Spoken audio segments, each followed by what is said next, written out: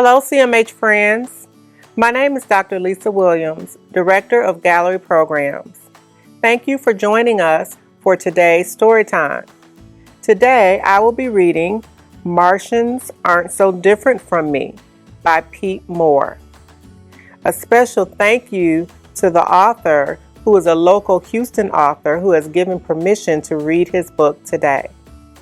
Also, a special thank you to the City of Houston Arts Alliance, who are sponsoring today's story time. Let's get started. Martians Aren't So Different from Me, written by Pete Moore.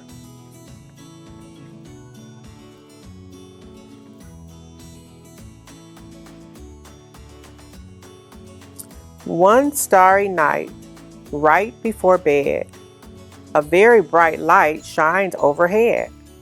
I felt something strange in the pit of my stomach. Was it a meteor, asteroid, or comet?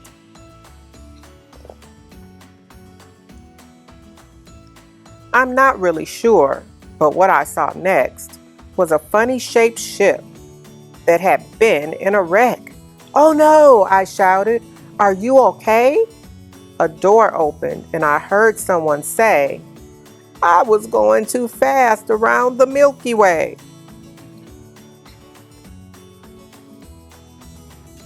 He stepped out of his ship and he was tall as can be. And instead of 2 eyes, this fellow had 3. Now, at his appearance, I was afraid, and this he could see. Somehow, he shrank down to the same size as me and said, "This is much better. Wouldn't you agree?" I nervously extended my arm to shake his hand. Instead, he gave me high five and said, "What's up, my man?" The name is Miles Martian to be exact. I was headed home when my warp speed went off track. That's the last thing I remember before it all went gray. Then I woke up here. Where am I, by the way? On Earth, I said to him. Earth, Miles said. Really? How cool. I've always wanted to visit. We learned about Earthlings in school. Martians have school, I asked. Why, yes, indeed we do. We learn about the universe we live in and other things too.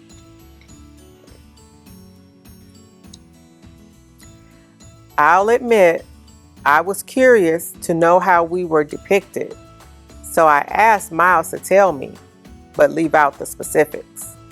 Well, he said, okay, I'll be straight. Earthlings aren't really that great. What do you mean Earthlings aren't great? We're totally awesome. There must be some mistake. No, my friend, I'm sorry. It's sad, but it's true. So I asked him how many Earthlings he knows, and he replied, not including you, none.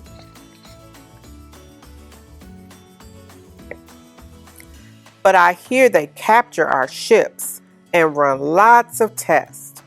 And anyone who travels near Earth has all sorts of stress. This is why we're told to never travel near Earth alone, because those who do never return home.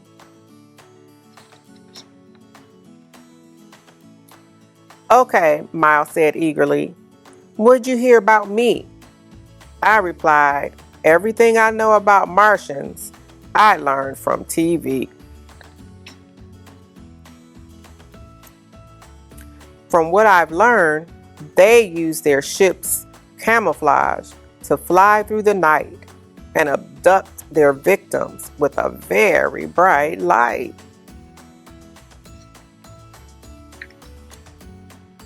Then they use techniques that are cruel and just strange, like reading your thoughts to control your brain. You see, Miles, it's horrible. I can't discuss this anymore. I'm through. Then Miles asked, "How many Martians have you met?" "You mean not including you?" "None." "But you've met me," said Miles, "and I've done nothing of the like." I thought about it for a second and said, "Yeah, you're right. And I've never captured a spaceship, nor will I try. Could everything we know of one another be a lie? With all the labels, name calling, and branding, this all seems like one big misunderstanding." We talked all night and laughed until morning.